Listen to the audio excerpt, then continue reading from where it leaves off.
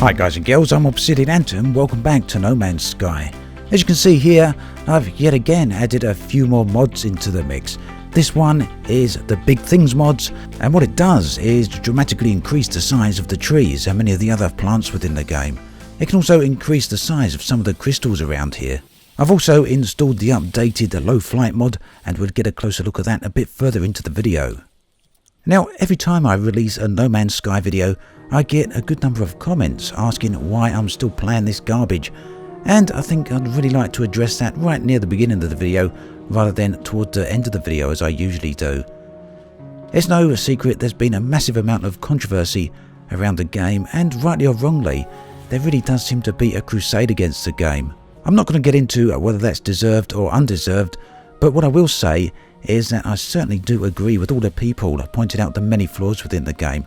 And I also agree with the fact that the game does have many of the promised features missing. None of that is opinion. I think we're at the point now where we can arguably say that is all fact.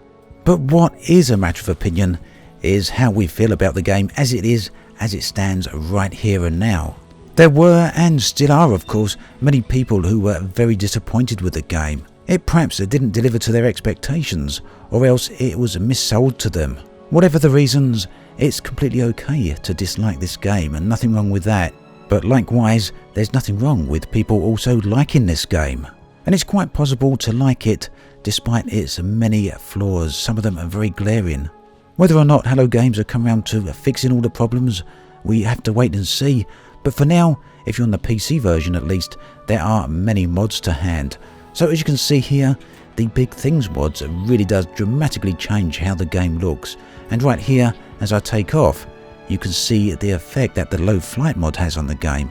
So whilst the Big Things mod really does make the game look a lot better when you're down on the ground, it does, unfortunately, when you're up in the air, dramatically bring to attention the glaring flaws within the engine. And you can see that here with the problematic draw distance, very close, where the things actually pop into their high detailed models. Now, the developer of the mod says he wants to look into the problematic draw distances and see whether or not it's possible to fix them.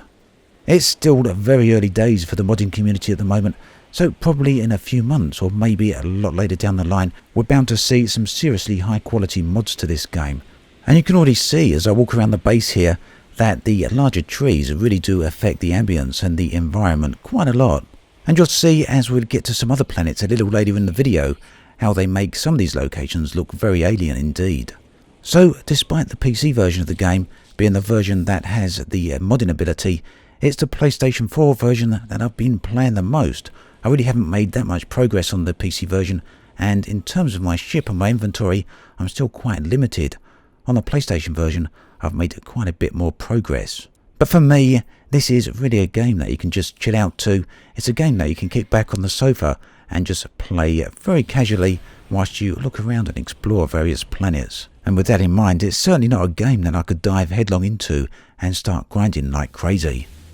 I'm about to pick up the Atlas path very shortly. The ruin here ultimately led me towards that. Outside, you might have just got a glimpse, but the weather has changed. A storm has come, making this area feel very tropical. An area like this, which would otherwise be very sparse with thinned out trees, tends to look a little bit more dense and forest-like. And when you really do get to the dense forests, they look quite stunning. The ruin was sheltered by a canopy of trees, and to get there, I'd need to fly just a little bit into the edges of the forest. Now, this mod makes these trees so large that in many cases the trees are much taller than the buildings. And the result of this is some very interesting locations to say the least. The ability to get this close to the ground really affords you the chances to choose exactly where you want to land. This here is the type of discoveries that I was hoping from No Man's Sky all along. Ruins, lost and abandoned, among overgrown vegetation. And it turns out to be the modding community which has brought this to us. Unfortunately for the game itself, this could all be too little too late.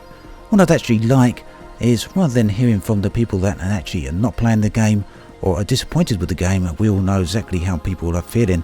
I'd love to hear if anybody is still actually playing this game, and if you are you enjoying it? What is it you like about the game?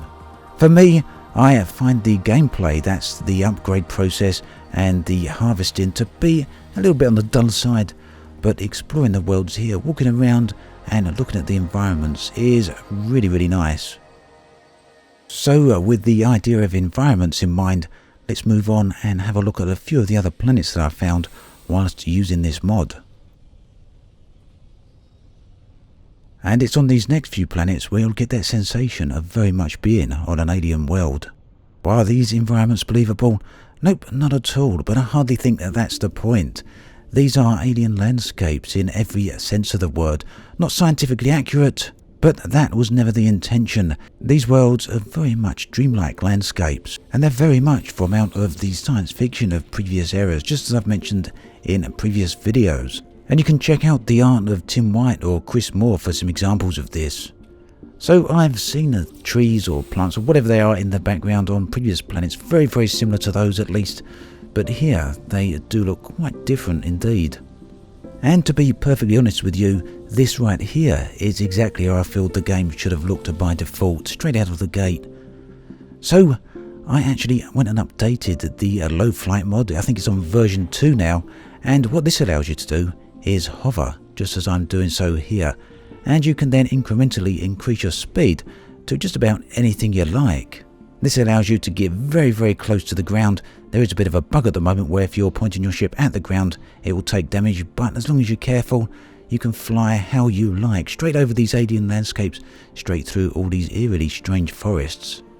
Now this particular mod comes in a number of flavours. It comes with normal speed, double speed I believe, as well as quadruple speed, and what that allows you to do is accelerate over the planetary surfaces at much faster speeds than you'd normally be able to get.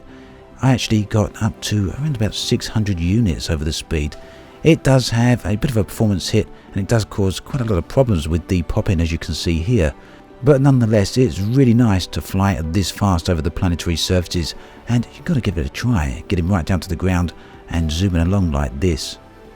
Before I go, let's take a look at just one more alien planet here. This was the most recent planet I landed on, and for me, it was a really nice find. For now at least then, I'm going to continue chipping along at this game and seeing just where the modding community goes with it. As always, thanks for watching, and I'll catch you guys and girls next time.